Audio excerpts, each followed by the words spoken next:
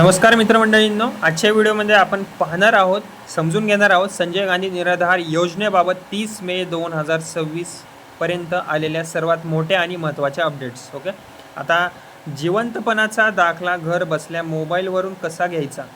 Okay, नवीन beneficiary सत्यापन app काय आहे नक्की, कोणाला 1500 रुपये आणि कोणाला 2500 रुपये मिळणार, आणि लाभ बंद झाला असेल तर काय करायचं, हे सगळं आज आपण अगदी सोप्या भाषेत या व्हिडिओमध्ये पूर्ण डिटेलमध्ये जाणून घेणार आहोत. ओके, त्यामुळे व्हिडिओ तुम्ही शेवटपर्यंत नक्की पहा.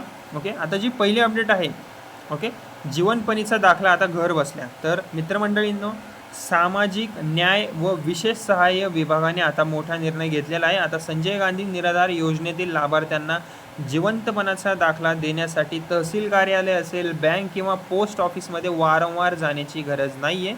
सरकारने आता बेनिफिशियरी सत्यापन ॲप हे नवीन मोबाईल ॲप सुरू केलेलं आहे. या ॲपद्वारे लाभार्थी असतील या योजनेचे ते स्वतः किंवा नातेवाईकांच्या मदतीने घर बसल्या लाईफ सर्टिफिकेट सादर करू शकतात. लाईफ सर्टिफिकेट म्हणजे कोणता, जिवंतपणीचा दाखला. ओके, आता जी दुसरी अपडेट आहे याविषयी, तर हे ॲप वापरायचं कसं.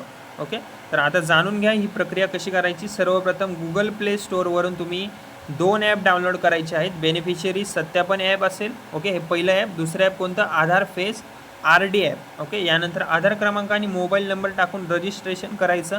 त्यानंतर संबंधित योजना निवडायची, उदाहरणार्थ संजय गांधी निराधार योजना किंवा श्रावण बाळ सेवा योजना. ओके, नंतर OTP व्हेरिफिकेशन करायचं. यानंतर फेस कॅप्चर किंवा फिंगर IRIS ऑथेंटिकेशनद्वारे तुम्ही पडताळणी पूर्ण करायची आणि शेवटी डिजिटल लाईफ सर्टिफिकेट तुम्ही तुमचं डाउनलोड करून घ्यायचं.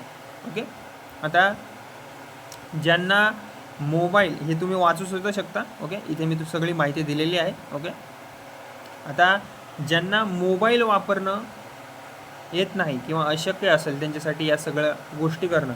ओके, तर अनेक वृद्ध नागरिकांना मोबाईल ॲप वापरणं थोडंसं कठीण जातं. त्यामुळे सरकारने इतर ठिकाणी सुविधा आता उपलब्ध करून दिलेली आहे. ही सेवा खालील ठिकाणी मिळणार आहे: सेतू सेवा केंद्र, आपले सरकार सेवा केंद्र आणि नागरी सेवा केंद्र. महत्त्वाचं म्हणजे मोबाईल ॲपवरून सेवा पूर्णपणे मोफत आहे. ओके, त्यामुळे ट्राय करा की तुमचे नातेवाईक असतील किंवा आजूबाजूला कोणी असेल मदत करणार, त्यांच्याकडे तुम्ही करून घ्या मोबाईलवरून. ओके, आता महत्त्वाचं म्हणजे मोबाईल ॲपवरून ही सेवा पूर्णपणे मोफत आहे. ओके, पण जर तुम्ही सेतू किंवा नागरी सेवा केंद्रातून ही जर सेवा घेतली तुम्ही, ओके, तर 50 रुपये तुम्हाला शुल्क भरावं लागेल.